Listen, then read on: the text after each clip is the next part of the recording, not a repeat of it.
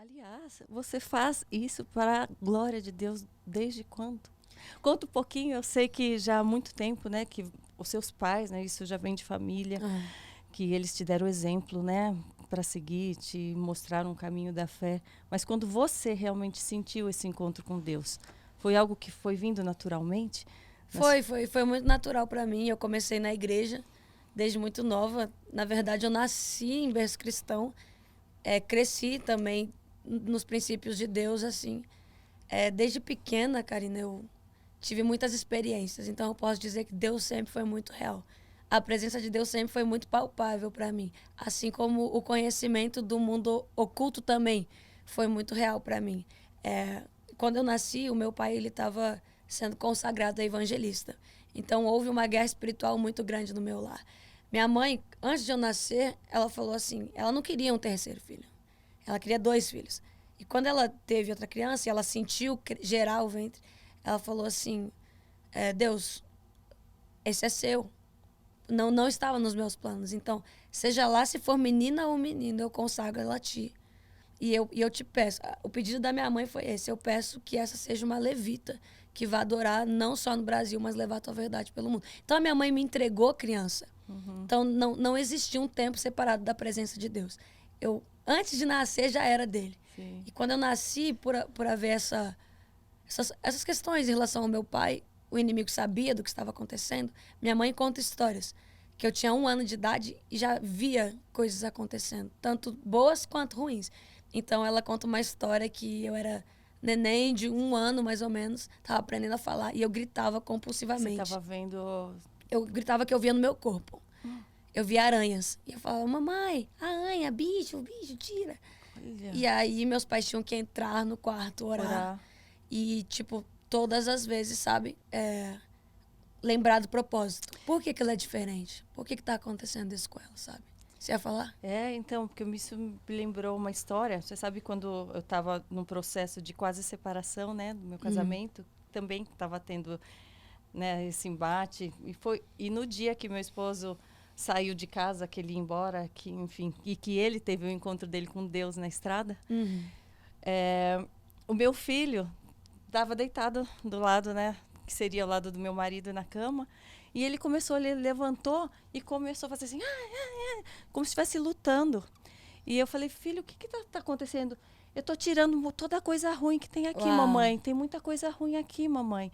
Tem que ir para longe, mamãe. É isso. A criança, ela sente. Coisas assim, do nada. E eu, às vezes, em silêncio, em oração, porque eu nunca discuti na frente do meu filho, então não é porque ele pode ter ouvido eu falar, que Uhum. tem de coisa ruim, entendeu?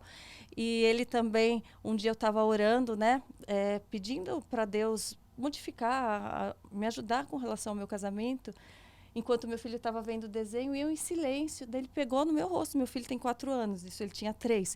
Ele pegou no meu rosto também, mamãe. Eu falei: o que foi? Nome de Deus. Nome de Deus. Ele ficou assim e ficou parado olhando. Eu falei: por que você está falando isso, mamãe? Ele: não sei, não sei. E eu tenho muito isso também. Acho que desde que eu estava grávida, eu agradeci tanto a Deus e eu pedi tanto para que ele viesse, se fosse da vontade do Senhor, realmente, e que ele fosse, que ele servisse a Deus também. E Então, ele vai. né? Isso é uma coisa que a gente precisa entender como cristãos, até falando para as pessoas que estão ouvindo, a palavra em si, ela tem um poder. Ela tem dois tipos de poderes. Ela tem o poder de abençoar e de amaldiçoar. A partir do momento que eu libero algo sobre meu filho, sobre algo que veio de dentro de mim, o mundo espiritual já pegou. E aí é guerra. É guerra pro resto da vida. Eu tenho guerras em mim até hoje que eu sei que vem de berço, entende? E quando isso estava acontecendo ainda na minha vida, eu passei assim, 2 anos, 3 anos, 4 anos, com 5 anos de idade, foi que piorou as coisas assim. Porque o meu pai, então, ele já não era mais consagrado somente a evangelista. Ele estava virando um turno de pastor. E aí ele estava vivendo uma vida que era, tipo, ele viajava para os países e tal, e teve um problema na igreja. Que diziam que o que ele estava fazendo não vinha de Deus. Que era para ele parar de fazer teatro. Que era para ele parar. E ele falou assim: Deus, então eu renuncio ao meu ministério. Quando ele falou isso, pegou em quem? Em mim, Hum, na criança. Minha mãe conta que eu estava chorando compulsivamente. Eu não parava de chorar. E eu chorei por horas, até meu pai entender. Meu pai olhou pra mim, caiu de joelho no chão. E você não sabia nem o porquê estava chorando? Aquela... Não. Era como se viesse a dor que eu estava sentindo era a dor do Espírito Santo. Pela consequência que meu pai estava tomando naquele dia. E aí meu pai ajoelhou, pediu perdão e eu voltei. Então a criança, ela acaba sendo o termômetro espiritual de dentro de casa, sabe? Isso as crianças que têm essa sensibilidade, esse dom. E eu fui muito assim. Eu conto na minha vida, eu tive um testemunho de depressão, de ansiedade muito forte. Porque eu não entendia por que as coisas vinham para mim. Uhum. Eu não entendia por que eu era o alvo lá em casa. Isso já depois, aí um pouco mais velho, Isso ou ainda desde criança? os 6, 7. Assim, minha mãe conta, meu pai conta, meus irmãos, eu me lembro de, principalmente, escrever cartas. Eu aprendi a escrever muito cedo e eu escrevia cartas para o mundo espiritual. Você era uma criança introspectiva ou era muito expansiva? Eu era os dois. Então, quando eu estava com pessoas, eu parecia outra criança. Eu era uma criança livre, mas quando eu estava sozinha em casa, eu não tinha contato com a minha família, por exemplo.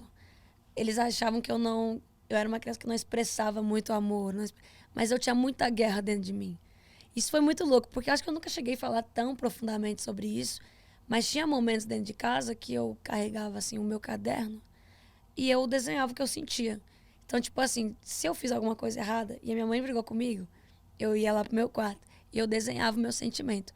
Por várias vezes eu desenhei coisas horríveis. Eu escrevia cartas de morte a respeito do que eu viveria e que eu não sabia que eu estava vivendo.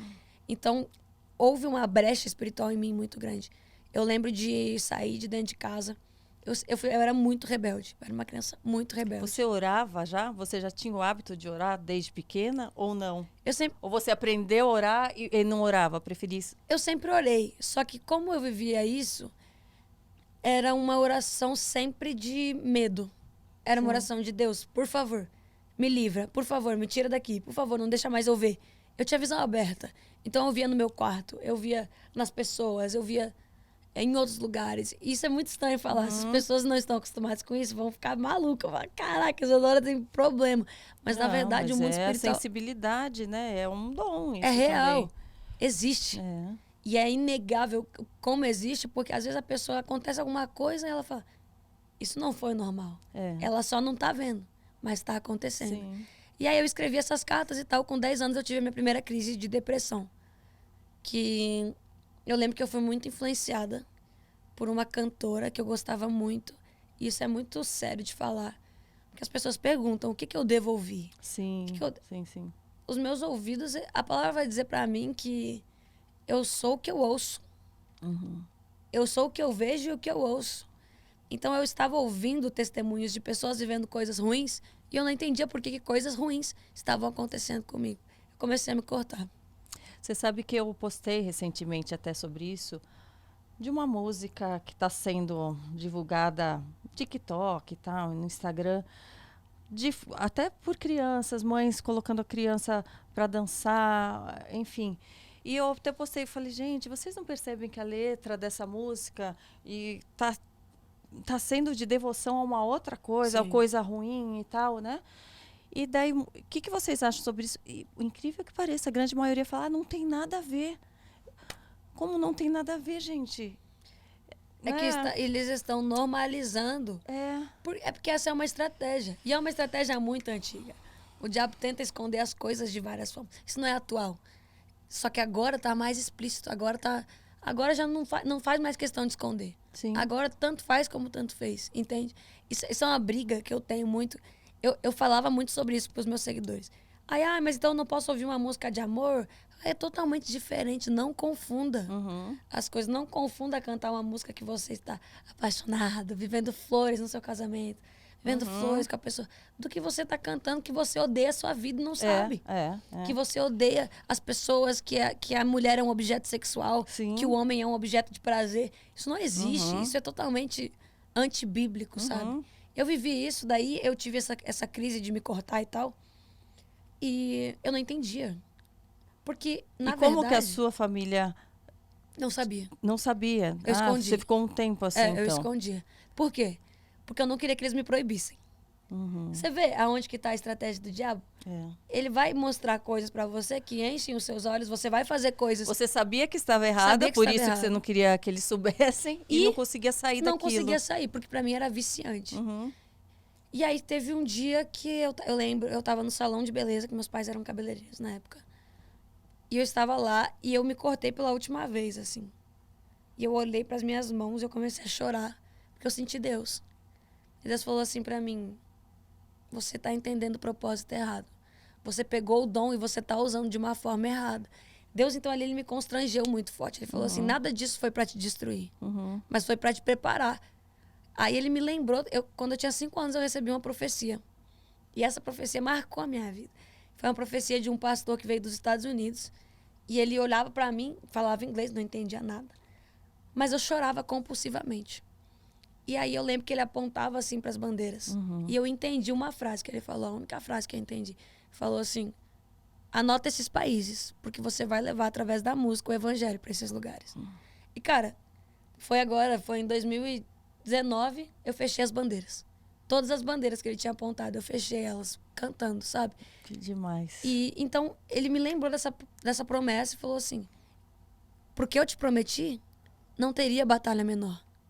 Pro lugar que eu quero que você esteja, não teria como ser mais leve. Você vai conhecer pessoas de todas as etnias. Você precisa estar pronto espiritualmente. E eu tô te preparando desde pequeno, porque vai ser cedo que eu vou acontecer. Eu chorava. Então, Você já cantava nessa época? Já gostava de cantar? Já compunha ou ainda não? Eu comecei a escrever com 12 anos. Aí eu comecei na igreja a cantar também. Eu tinha, tipo assim, eu sabia tocar e tal, mas não era uma coisa que eu via... Eu sempre sonhei, mas eu não exercia ainda, sabe? E é interessante que